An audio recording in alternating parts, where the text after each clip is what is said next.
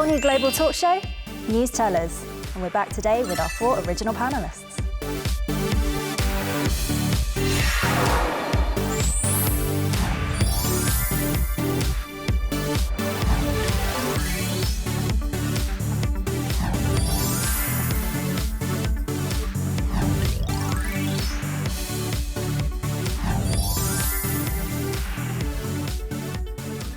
Atta, good to have you back with us. Thank you very much. I'm so happy to be back with you guys. I missed you. I bet you miss your holiday destination more.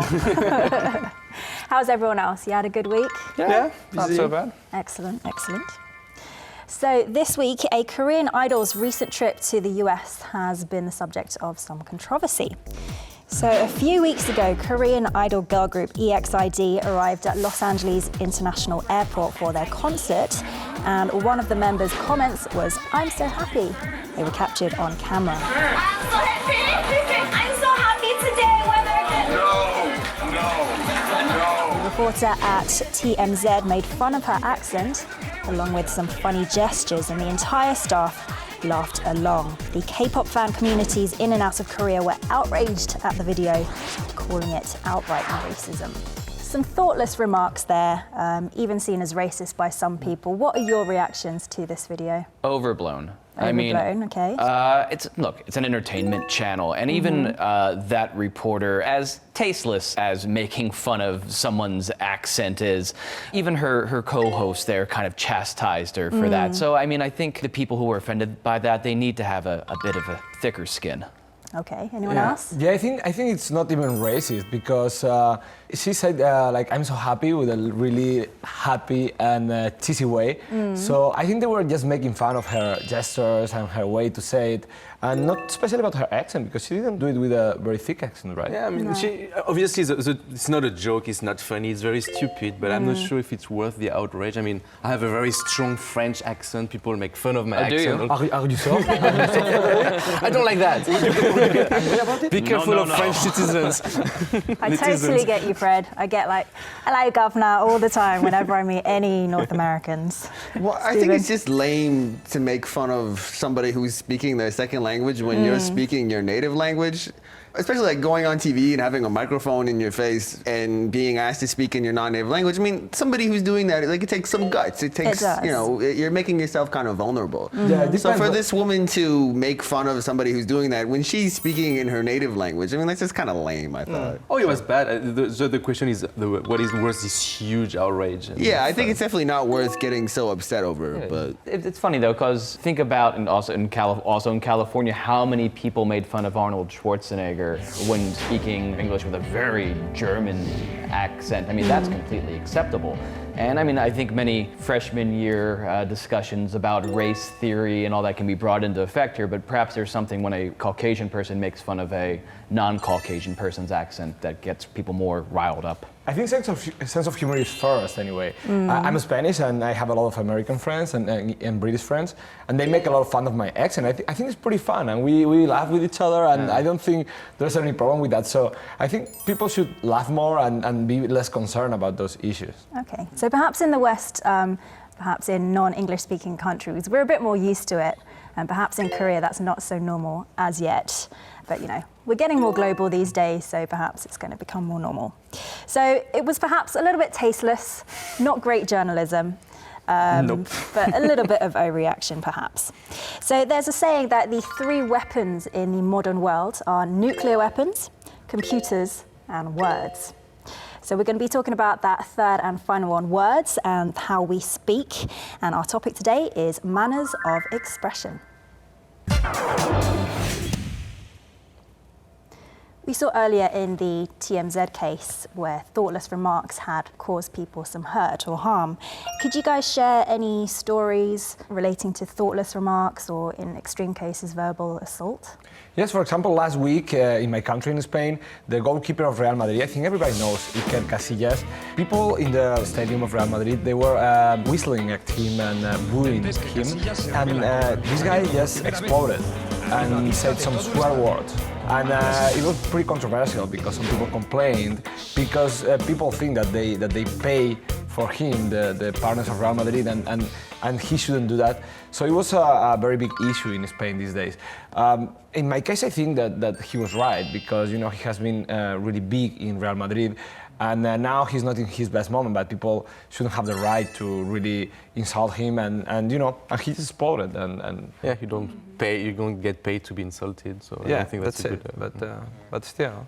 Any other stories? Well, there was a protest in Tahrir Square in Cairo, and there was a young woman who was sexually assaulted. It was a really awful case. This woman was stripped of her clothes, and she was injured by a big group of men. And then there was an Egyptian news anchor, a woman, who commented some very insensitive things about it. I think she said that it was perhaps funny, and she kind of made light of this awful assault that had taken place. And then when people criticized her for making this insensitive remark, she didn't even really apologize. She just kind of shrugged it off. So I think that's an example of a case where, at a very sensitive time, it's probably best just to say nothing. And you should definitely not try to diminish anyone's suffering in a case like that. I have an example in France. There was this newspaper named Le Canard Enchaîné, who after the Fukushima tragedy, they published this cartoon that was supposed to be funny with a sumo with 3 arms. And it was not very funny, but they did that the way, like this kind of humor they were doing forever. And Japan officially protested. They were really upset by this drawing. I have an example from the US that I think had an interesting outcome. There's a sports reporter named Britt McHenry. She works for ESPN, which is an American sports channel. She was caught on CCTV. I think we've had a fiery discussion about the use of these instruments. She was caught on a television berating an employee at a towing company. Maybe she had her car towed, I'm not exactly too sure. But anyhow, she was telling this employee, insulting her education level, insulting how she looked, meanwhile saying, well, I'm a reporter, I went to college, you're stupid. And ESPN, after this video was leaked, ESPN suspended her for a week. But what I think was interesting, one, Britt McHenry apologized for it, but the towing company released a statement saying hey, look, she had a bad day, we didn't want to see her suspended, these kind of things happen, and we, let's just move on. And I think that was a really great reaction from the towing company saying hey, look, we're not victims, this stuff happens, let's just, play nice and move on. So why do you think people make these thoughtless remarks without really thinking about the effect on the other person? Well, each case is different. I guess in the ESPN case that Jason explained, maybe that woman was just venting her frustration, and she perceived the employee she was working with as someone who was kind of weaker than her and defenseless, and used that person as an outlet to absorb all of this frustration she was feeling, which is a way that nobody should really behave. Sure, I think a lot of people are cruel and insulting to make themselves feel better. It's a way of compensating for their own insecurities or kind of what might have you. Yeah, sometimes you have a bad day. I don't know, when I got a fine in my car or when I got my car towed, I was really angry too. I don't know if of course I would not be as cruel as that woman, but everybody can have a bad day. And I think just having manners is a thing of common sense, and don't doing that kind of mistakes are a thing of common sense too. But there are also a lot of things a lot of people that they don't have a lot of common sense, right? So I think because she's on TV, she possibly is held to higher standards than most members of the public. So I'd like to share with you a case of a Korean comedian's controversial remarks that he made on his podcast that again sparked public outrage. Korean comedian Jang Dongmin has been berated for allegedly poking fun at the victims of the Sampung department store collapse in 1995 during his podcast. He said that there's a society of people who drink urine. The woman who was rescued 21 days after the collapse did just that. She founded the society. The survivor sued Jang on charges of defamation and insult, and Jang was fired from several shows after his comment made the headlines. So again, pretty tasteless, but do you think that public outrage was justified or not? I don't know. I didn't see the joke. I don't know how offensive was the joke if he just stated the fact. But isn't it too harsh, losing all his job? Maybe he could have just apologized, show genuine. I think it says more about Korea's defamation laws, where a person who feels that their public image has been tarnished has these powers, to sue and even get someone fired from their jobs. And I don't think that's healthy. Yeah, we should know the difference about between an unfortunate joke and a defamation. That was not a defamation. That was an unfortunate joke. Of course, very tasteless, very bad joke.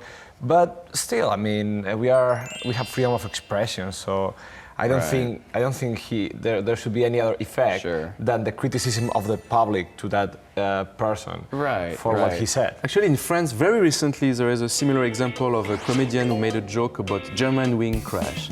It's not funny. I mean, there is no way to make that funny. It's a bit too soon. Yeah, also, exactly. But I mean, he was criticized, and I think he really deserved his criticism. But he didn't lose his job. But I think we need to resist the temptation for revenge. You know, I feel like in the case of Jang Dongmin, it almost the whole scenario kind of has a kind of aftertaste of revenge to me. That like this woman felt like she had been harmed, so she then wanted to harm him.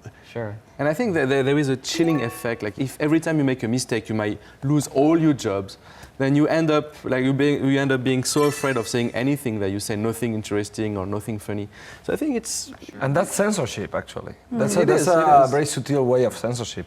If it's a provable lie, if someone is spreading a provable lie with the intention of harming you and your reputation, then I think there should be a legal mechanism to stop that.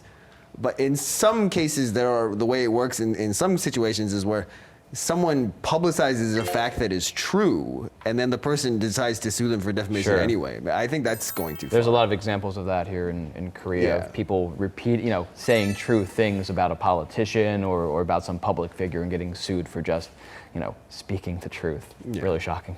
Okay, so a tasteless joke perhaps on the part of Jang Dongmin, but I mean, to be honest, it's quite a sensitive issue.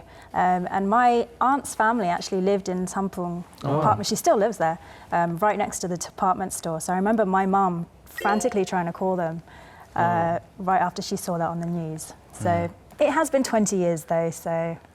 If we're going to limit our conversations to topics that nobody deems sensitive, we're going to be left with almost nothing to talk about. This is true. So we have to have a mature discussion about everything, even things that are sensitive. So carrying on with that theme, if comedians, reporters have to be so careful about what they say and care about the public's response, do you think that's an infringement of freedom of expression? Do you think it should be protected at all costs? I think freedom of expression should be protected. I mean, look at the American comedian Lenny Bruce, big star back in the 60s. He really pushed the envelope and he brought up really taboo topics. He ended up being banned from a lot of media because of that. But he really opened the door to a public discussion, and without him kind of trailblazing, bringing up these very sensitive issues about race and such, American comedy, at least, and American entertainment might have not developed the way it did. But it's thanks to people who take those risks and say sometimes hurtful things, but in context, it's a satire on society. I mean, I think that's really helpful. And unfortunately, if people are always watching their manners and being careful about public reactions or even lawsuits, I mean, it really hurts society, I feel. Yeah, I agree with that. Yeah, I think the world would be a much better place if we laughed about each other more. I strongly If agree. you use the sense of humor, and when we get attacked with sense of humor, we just laugh and maybe attack back, but always with manners and sense of humor. And I think now many people are too sensitive, and really sometimes I don't understand. Like if you don't like the humor of a newspaper, then don't buy it, don't read it. Yeah, if you don't like the humor of a you comedian, protest with your wallet. Exactly. You don't Exactly. you don't buy tickets for a comedian show. You don't buy a newspaper. You don't pay for the Change the subscription. channel You if don't you go to don't the like. movie. Whatever. Exactly. I think if we place certain things off limits and we say like this topic cannot be discussed, it can't be joked about, like nobody can talk about this outside of the terms that this thing has chosen for itself, because that way if something becomes sacred like that, it can be used as a tool to mobilize people in ways that are not always positive. So, and, it may hurt somebody's feelings to have their religion or their, whatever it is made fun of, but I think that option needs to be on the table, and we can't use law as a mechanism to protect the sanctity of any kind of way of, any set of ideas. Sure. Okay, so I don't know how much your journalist careers have to do with it, but you guys all believe that freedom of expression should be protected in all cases. For sure. Definitely. Yeah, Okay. of course. What about some people's arguments that complete freedom of expression may lead to tragedy? And I think Charlie Hebdo is the perfect example. They're known for their satirical pieces, their cartoons, and they were unfortunately subject to a terrible terrorist attack in January. 12 people were shot to death by members of an Islamist terrorist group in the office of the French satirical weekly magazine Charlie Hebdo. The magazine has been publishing articles about various religions and in particular Muhammad cartoons since 2006. And this terrorist attack was presumed to be a retaliation against the controversial Muhammad satires.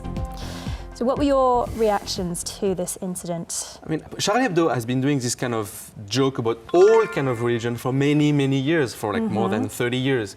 And there was no big issue. It was maybe in France some small controversy, but not such a big deal. And suddenly you have this picture, this drawing made by a small newspaper in Paris by a group of friends, and all the world is looking at them and start to criticize them. And this is new, and I mean, I don't think it's that bad. Of course, they don't deserve to die. If you look at I mean, I brought the first You issue. came very well prepared. Yeah, I'm very well prepared. So this is the first issue they published after the killings. Okay. And it shows a picture of the prophet, and it's written in French, everything is forgiven. And maybe, I mean, for me as a French citizen, I don't think it's a big deal. I mean, I think it's pretty peaceful and nice cover. But even that cover was very controversial, and a lot of people felt offended by that. And this is something that is a bit difficult for me to understand. And I think the core issue is if you draw or offend the prophet or some religion, and there are some terrorist comes and kills you, it's the terrorist's fault. It's not the person that used the freedom of expression's fault. In 2012, after Charlie Hebdo published a series of cartoons, France had to close in 20 countries. They had to close its embassy and the French schools. And Charlie Hebdo wasn't even such a big newspaper. It's a very small newspaper. I don't understand why so many people feel offended by that. It's difficult for me to understand. Lack of education. I think if people are brought up in communities where they're not exposed to different thoughts, that very kind of dogmatic thinking is imposed on them, and this could be any community, any religion, any whatever, that they're more prone to react very irrationally. Well, and I think that's an argument in favor of having absolute freedom of speech, because if you grow up in a country or in a community where criticism of the ideas that you've always been taught is illegal, people are going to grow up not questioning what they've always been told, and they're going to latch on to ideas that might not be helpful. Okay. So continuing on with the topic of manners of expression, we looked at the TMZ video earlier where they were making fun of someone's foreign language abilities. But there was another case recently that turned out completely differently thanks to some rather good manners on the part of, surprisingly, Cristiano Ronaldo.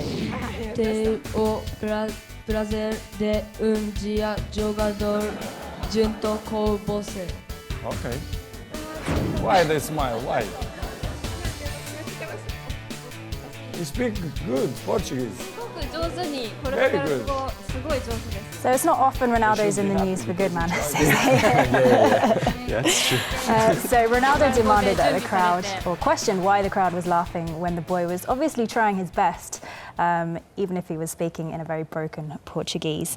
And it's a refreshing contrast to the TMZ case that we looked at earlier. So what were your reactions to this video? I think he's right. I mean, it's really not nice to make fun of a kid. Right, exactly. A kid who's trying to speak in a foreign language. Yeah, he's trying hard. Yeah, like you said, he was trying hard. You know, if we make fun of people when they're trying hard to do something new, it's going to discourage them. Right. You know, speaking in front of an audience is difficult at any time, especially speaking in a language that you're not that familiar with. So In front of your idol as well, presumably. Good for Ronaldo for encouraging the young boy to do his thing. But Fred and Ata, I hope you guys don't expect us to stop making fun of you guys. So Please stop. We are so concerned. Well, I don't even want to speak French in front of Fred because I'm so embarrassed at how bad my French is. Come on, try for all the audience, please. Your French is good, They actually. never listen to Je you. ne peux pas. Wow, so impressive.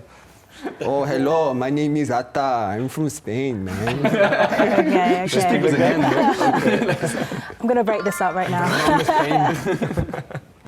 So thoughtful behavior then, or nice words, can sometimes be more powerful than nasty words or provocative expressions. So why don't we talk about some articles where we can see the power of nice language. Well, there was an instance in Nice, I read about this in the New York Daily News, about a restaurateur who came up with a unique pricing system for his coffee. If you used your s'il vous plaîts and your mercis, you got a discount on your coffee, about $2. But if you were quite rude while ordering it, it could cost you up to about $6. There's a Korean coffee chain too by the Lotte Corporation called Angel and Us that is trying a similar approach and giving customers a 50% discount or increase depending on how nice they are when they order their lattes. Interesting. And there is a similar case here in Korea. There's some website that launched a campaign for treating well the part-time workers in cafes and other kind of shops. Because part-time workers here, sometimes people just ignore them. Sometimes people are not really polite with them. And that campaign took like 100 customers that went to the coffee shops and places where the part-time workers are having their jobs. And they taught them with really, especially good manners. And they actually really moved those part-time workers, and they make their days a little bit happier with that. There is another example in Korea I really like, is this NGO named Sunful. It's founded by a professor from Konkuk University, and they're trying to promote good manners on the internet. They try, in case of cyberbullying, when people are harassed online, then they would put some nice comment, trying to calm down things. And I think that's a really, really great initiative. I reported on that Nice. guy Nice. back Wow. in 2010. Yeah, It was I a really read an nice article program. also. I went to one of the schools that he was working with students there to kind of counter those cyberbullying that goes on. Well, there was a case at a school in New York where there had been some trouble with the students' behavior at this school. So what one teacher did was she gave them all really nice, really flattering nicknames. And she decided to only address them using these like very kind terms. And in this class, they found that created a much more positive atmosphere, and the students started behaving a little well. So that's a good example of how using kind words can actually have a positive outcome, I think. Okay. And I think in Korea, people are getting better with their manners. I would still like to see people hold the door open for me when they know I'm like 1 meter behind them. But I think Korean society is slowly changing as well, which I think is great to see. As usual, let's wrap up with our final headlines on today's topic. Shall we start with Stephen? For my final headline, I'm going to quote the great Oscar Wilde and say that a gentleman is someone who never causes offense unintentionally. Unintentionally, okay. I'm But they may cause it intentionally. Yeah. Okay. I'm going to use a bit of alliteration in my headline. Watch wielding wrongful words. Okay. Atta. I would say words matter, so use them with common sense. Okay. My headline would be pretty basic. So manners are important, but don't be too sensitive. Okay. Some wise words from our gentlemen panelists this week. Thank try you our so best. much Thank you. for joining me Thank you today very and much. for our Thank you. fascinating talk. And viewers, join us next week for a whole new global talk show, Newstellers.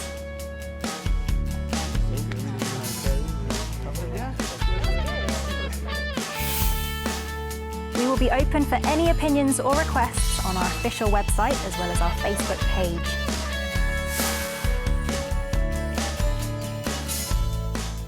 Could you share some proverbs in your own native countries? Keep my words soft and sweet just in case I have to eat them.